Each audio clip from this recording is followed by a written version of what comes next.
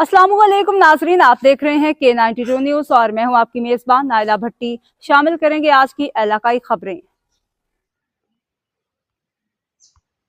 वज़ीर आला सिंध मुराद अली शाह का SICVD सखर की कॉन्फ्रेंस से खिताब। गुज़िश्ता साल NICVD और SICVD में 4,500 ओपन हार्ट सर्जरी की गई। दोनों अस्पतालों ने हज़ारों अफराद की जानें बचाई हैं। हुकूमत सिंध NICVD और SICVD की भरपूर मदद जारी रखेगी।